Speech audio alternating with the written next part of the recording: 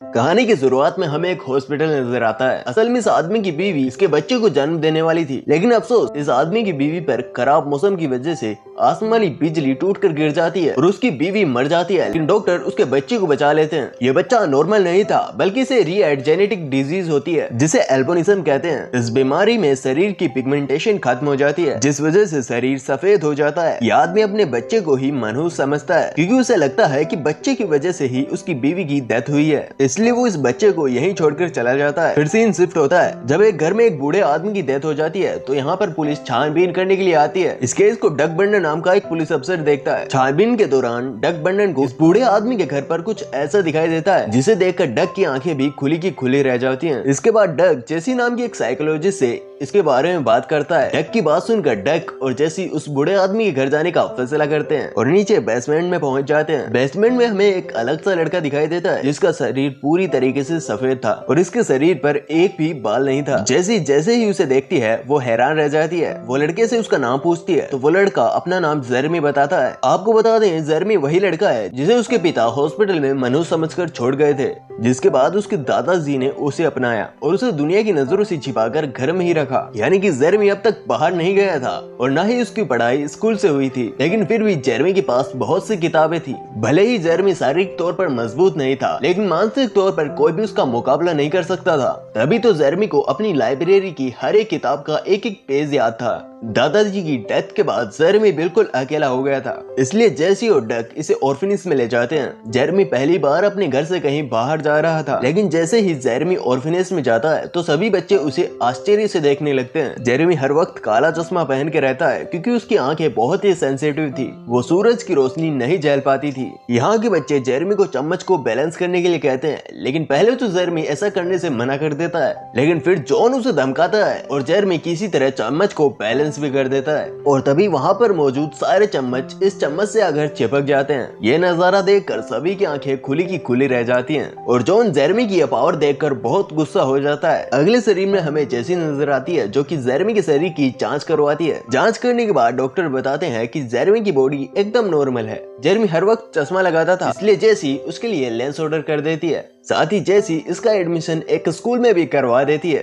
ताकि जेरेमी अच्छे से पढ़ सके। यहाँ जेरेमी फिजिक्स की क्लास में बैठा था और डोनाल्ड नाम का टीचर इन्हें बिजली के बारे में पढ़ाता है। इसी क्लास में लिंडसी नाम की एक लड़की भी थी, जो जेरेमी को देख रही थी। इसी बीच डोनाल्ड एक इलेक्ट्रिसिटी मॉडल पर एक एक्सपेरिमेंट करता है और जिस वजह से बिजली निकलना शुरू हो जाती है। बिजली को देखते ही जेरेमी का शरीर कांपने लगता है। धीरे धीरे ये बिजली इतनी बढ़ जाती है कि सीधा जेरेमी के पास आ जाती है। बिजली को देखकर ऐसा लग रहा था कि जैसे जेरेमी इसको अपनी तरफ खींच रहा है। ये देखकर डोनाल्ड तुरंत बिजली को बंद करके जेरेमी को हॉस्पिटल ले जाता है और जब डॉक्टर्स जेरेमी का चेकअप करते हैं तो वो देखते हैं कि जेरेमी को इतने बड़े शॉक के बाद भी कहीं चोट नहीं आई थी और ना ही उसे कोई जख्म हुआ है। यहाँ हॉस्पिटल में डक भी आ जाता है और डोनाल्ड उसे बताता है कि जेरेमी ने बिजली को अपनी तरफ अट्रैक्ट कर लिया था और शायद इसी वजह से उसके शरीर पर एक भी बाल नहीं है। ये सुनकर डक जेरेमी से मिलने जाता है, लेकिन जेरेमी कमरे से भाग जाता है और अकेला सड़क पर दिखाई देता है। तभी रास्ते में जेरेमी की लिंडसी से मुलाकात होती है। जेरेमी इससे इंटरेस्टेड रेलवे लाइन का पता पूछता है और अकेले ही रेलवे ट्रैक से अपने घर के लिए निकल जाता है। लेकिन तभी रास्ते में डक उसके सामने आ जाता है और जेरेमी से वापस चलने के लिए कहता है। पहले तो जेरेमी उसे मना कर देता है, लेकिन बहुत जिद करने के बाद वो उसके साथ वापस चला जाता है। यहाँ पर उसे एक कमरे में ले जाते हैं जहाँ पर बहुत सारे लोग थे।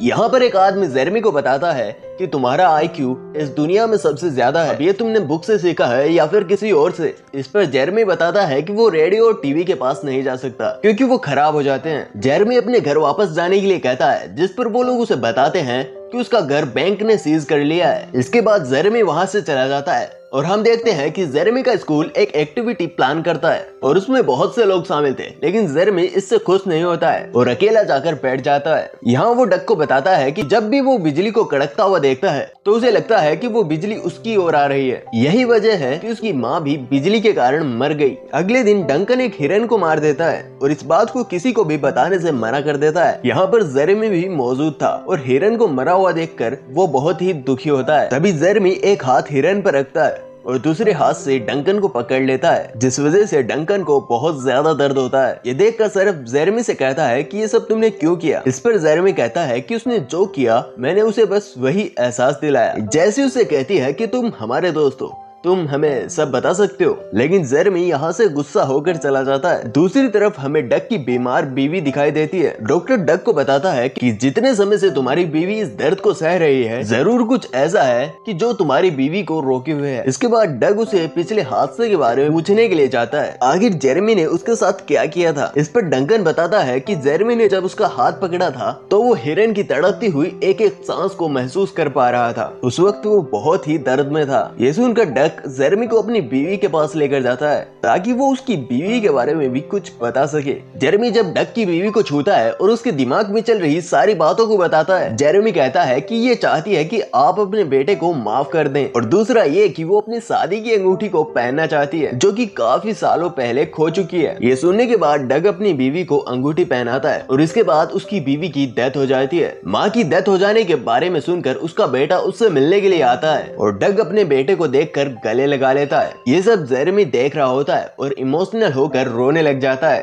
अगले सीन में हमें जेरेमी और लिंड्स एक पार्क में बैठे हुए नजर आते हैं। जेरेमी यहाँ पर सभी लोगों के मन की बात बताता है। वो बताता है कि यहाँ पर सभी लोग सोच रहे हैं कि वो सबसे अलग हैं, लेकिन ऐसा नहीं है, वो हर एक चीज से जुड़े हुए हैं। लेकिन ये सब बातें लिंड्सी को बिल्कुल भी समझ नहीं आती हैं। लेकिन फिर भी लिंड्सी और जेरेमी एक दूसरे से हाथ मिलाते हैं। फिर लिंड्सी जेरेमी की बचपन से लेके अब तक की सारी कहानी महसूस करती है कि कैसे उसके पिता ने उसे अकेला छोड़ दिया। जेरेमी को भी वो सब याद था जो कि आज तक उसके साथ हुआ है, और उसे महसूस करके जेरेमी बहुत दुखी हो जाता है और लिंड्सी से अपना हाथ छुड़ा लेता है। जेरेमी लिंड्सी से कहता है कि क्या मैं तुम्हें बुरा लगता हूँ? तो लिंड्सी इस पर कहती है कि आज तक मैं जितने भी लोगों से मिली हूँ तुम उनमें से सबसे अच्छे हो। और यह कहकर लिंड्सी जेरेमी की बहुत करीब आ जाती है और उसे लिप किस करती है। लिंड्सी को किस करते हुए उसके पिता देख लेते हैं और उन दोनों के पास आकर जेरेमी को मारना शुरू कर देते हैं और लिंड्सी से दूरी बनाए रखने के लिए कहते हैं। इसी बीच यहाँ पर जेसी आ जाती है और जेरेमी को लिंड्सी के पिता से बचा लेती है। इस हादसे के बाद जेरेमी बहुत दुखी हो गया था, इसलिए वो अपना सारा सामान लेकर अपने घर जाने लगा था, पर वो जा नहीं पाता। अगले दिन में हमें जेरेमी जेंट्स बाथरूम में दिखाई देता है। जेरेमी अपना